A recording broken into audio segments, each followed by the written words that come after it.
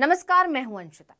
आखिरकार सपा और कांग्रेस ने हाथ मिला लिया और तमाम अटकलों को खारिज करते हुए बीजेपी को करारा झटका दे दिया।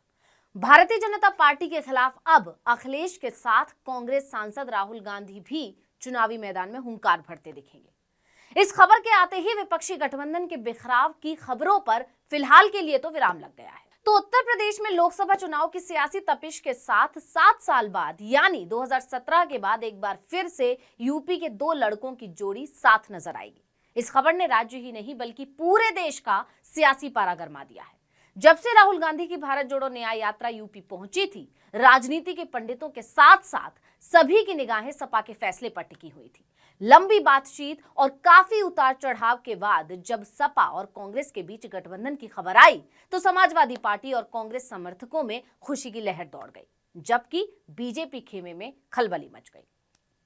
और ऐसा क्यों हुआ, वजह आप जानते ही हैं।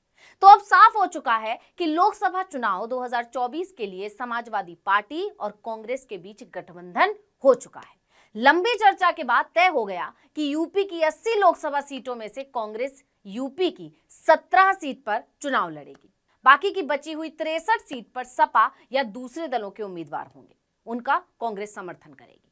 तो यूपी की राजनीतिक जमीन पर अभी अखिलेश यादव अकेले दम पर भाजपा से टक्कर लेते दिख रहे थे, लेकिन अब स्थिति में बदलाव हो गया है। हालांकि इससे पहले ही अखिलेश यादव ने मुरादाबाद में गठबंधन की बात पर अपना रुख साफ कर दिया था और गठबंधन होगा। उन्होंने कहा था कि गठबंधन तो होगा। इसके बाद से ही दोनों दलों के बीच गठबंधन के ऐलान के बारे में हलचल बढ़ गई थी। लेकिन इसी बीच सियासी पारा तब गर्मा गया और अटकलों का बाजार तब गर्मा गया जब खबर आई थी कि सपा कांग्रेस को 15 सीटें देना चाहती है और कांग्रेस 17 सीटों पर अड़ गई है। इसलिए यह गठबंधन टूट रहा है। तमाम चैनलों पर यह खबर तैरने लगी थी। इसके बाद हुए इस गठबंधन के ऐलान ने इन सभी अटकलों पर विराम लगा दिया और बीजेपी की चिंता बढ़ा दी। अब उत्तर प्रदेश के साथ ही बीजेपी शासित दूसरे राज्यों मध्य प्रदेश और उत्तराखंड में भी समाजवादी पार्टी और कांग्रेस का गठबंधन हो चुका है। मध्य प्रदेश में सीट शेयरिंग की बात करें तो अखिलेश यादव की पार्टी सपा खजुराहो सीट पर चुनाव लड़ेगी, यानी कि वहां पर 29 लोकसभा सीटों में से सपा को मात्र एक सीट दी गई है। बाकी सीटों पर सपा कांग्रेस का समर्थन करेगी। आपको याद होगा तो दोनों दलों के बीच मध्य प्रदेश विधानसभा चुनाव के दौरान ही तल्खियां आ गई थी। चुनावों के समय जब कांग्रेस ने सीट शेयरिंग नहीं की थी और अकेले चुनावी मैदान में उतर गई थी, तभी अखिलेश नाराज हो गए थे और अकेले लड़ने का मन बना चुके थे। उन्होंने कई मौकों पर अपना रुख साफ करते हुए कहा था कि जब तक सीट शेयरिंग पर बात नहीं होगी वो गठबंधन पर विचार नहीं करेंगे। गठबंधन होगा तो प्रदेश स्तर पर होगा। तो अखिलेश यादव ने कांग्रेस पर जमकर जुबानी तीर चलाए थे, वहीं कांग्रेस ने भी पलटवार किए थे। बात तब और ज्यादा बिगड़ गई थी जब कांग्रेस के तत्कालीन प्रदेश अध्यक्ष और पूर्व सीएम कमलनाथ ने मीडिया के एक सवाल पर पूछ दिया था कि कौन अखिलेश वखिलेश। मध्य प्रदेश को लेकर दोनों दलों के बीच काफी कड़वाहट आ गई थी और इसके अलावा अजय राय ने भी काफी तल्ख टिप्पणियां की थी। इसके बाद अखिलेश यादव बेहद नाराज हो गए थे और उन्होंने उत्तर प्रदेश में गठबंधन को लेकर अपने तेवर तल्ख कर लिए थे। सपा प्रमुख ने यहां तक कह दिया था कि अगर प्रदेश स्तर पर गठबंधन नहीं किया गया तो भविष्य में भी प्रदेश स्तर पर गठबंधन नहीं होगा। अब कांग्रेस ने हालात को संभाल लिया और अखिलेश को राज्य में एक सीट दे दी। इसके अलावा उत्तर प्रदेश में अखिलेश ने भी उन 2 सीटों पर सहमति दे दी जिन्हें देने को वो पहले राजी नहीं हो रही थी। इस तरह से दोनों ही पार्टियों ने बड़ा दल दिखाया और 2 लड़के एक बार फिर यूपी में साथ आ गए। तो मध्य प्रदेश में लोकसभा की 29 सीटें हैं। 2019 लोकसभा चुनाव की अगर बात करें तो बीजेपी ने 28 पर जीत हासिल की थी। कांग्रेस को एकमात्र सीट छिंदवाड़ा से जीत मिली थी। अब खजुराहो सीट की बात करें, यहाँ कांग्रेस और भाजपा के बीच कांटे का मुकाबला रहा है। उत्तर प्रदेश से सटे खजुराहो में अब तक 7 चुनावों में भाजपा ने जीत हासिल की है तो 6 बार कांग्रेस ने कब्जा जमाया है। 2019 में बीजेपी के नागेंद्र सिंह ने जीत हासिल की थी। यहाँ 18.57% जनसंख्या अनुसूचित जाति की है और 15.13% अनुसूचित जनजाति की है। यानी आबादी के हिसाब से कांग्रेस ने बहुत ही सही सीट सपा को दी है। क्योंकि खजुराहो यूपी से सटा हुआ है, इसलिए इस सीट पर सपा प्रभाव डाल सकती है।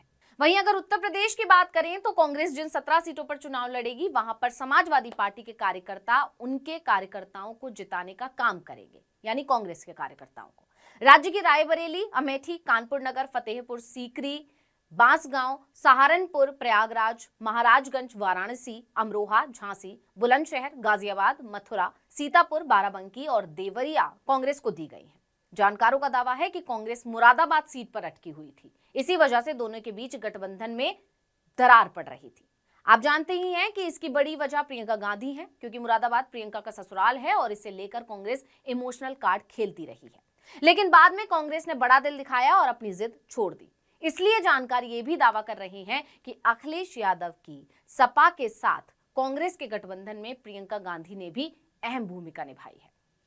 खैर, किसी भी तरह से हुआ, लेकिन गठबंधन तो हो चुका है। अब देखना होगा कि ये गठबंधन देश के सबसे बड़े सूबे यानी यूपी में क्या कमाल दिखाता है, क्योंकि ये बात तो सभी जानते हैं कि दिल्ली की सत्ता का रास्ता यूपी से होकर गुजरता है। ऐसे में अगर इन दो लड़कों की जोड़ी का जादू मोदी के जादू पर भारी पड़ गया तो 2024 लोकसभा चुनाव की तस्वीर बदल सकती है।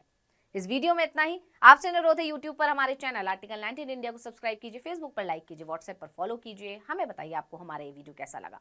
आने वाले दिनों में हम और किन मुद्दों पर वीडियो बनाएं ये भी जरूर बताइए। ट्विटर हैंडल है आर्टिकल 19_इंडिया, इसे भी फॉलो कर लीजिए। नमस्कार। 2.5 करोड़ परिवारों के साथ धोखा नहीं है और यही 2.5 करोड़ लोग भारतीय जनता पार्टी को उखाड़ फेंकेंगे।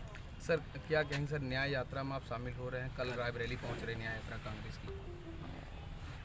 अभी बातचीत चल रही है, कई दौर में बातचीत हो चुकी है, कई सूचियां उधर से आई, सूची इधर से भी गई। जिस समय सीटों का बंटवारा हो जाएगा, समाजवादी पार्टी उनकी न्याय यात्रा में शामिल हो जाएगी। कांग्रेस के प्रभारी कह रहे हैं सर कि हम मायावती के संपर्क में हैं, बातचीत। देखिए, उन बातों को मैं नहीं दोहराना चाहता हूँ। किसी दल का किससे बातचीत है मैं नहीं दोहराना चाहता हूँ। और मीडिया के लोग, आप भी सोचो, आप भी पॉलिटिकल पार्टी मत बनो। मैं जब चर्चा सुबह सुबह सुनता हूँ, देखता हूँ, आपको बजट अच्छा मिलता है। जिसको बजट अच्छा मिलेगा वो भाषा उसी की बोलेगा जो बजट देगा। कहीं ऐसा ना हो कि कुछ ऐसे फैसले आ जाएं तो आपका चैनल की क्रेडिबिलिटी क्या बचेगी, या जो लोग ज्ञान दे रहे हैं उनकी क्रेडिबिलिटी क्या बचेगी। जो हो रहा है वो दिखाई नहीं दे रहा उन्हें, जो नहीं हो रहा है वो अपने दिखाना चाहते हो आप, तो आप किधर ले जा रहे हो। इसीलिए 24 का चुनाव महत्वपूर्ण है। संविधान बचाने का चुनाव है, इस देश के भविष्य को बचाने का चुनाव है, गंगा जमनी तहजीब को बचाने का चुनाव है, भाईचारा बचाने का चुनाव है। और समाजवादी लोगों की जिम्मेदारी सबसे बड़ी है, क्योंकि सबसे ज़्यादा धोखा भारतीय जनता पार्टी ने अगर किसी को दिया है तो वो गरीबों को दिया है। ये जो ब्रेकिंग ग्राउंड सेरेमनी है, ये आज से 6 महीने पहले क्यों नहीं हुई?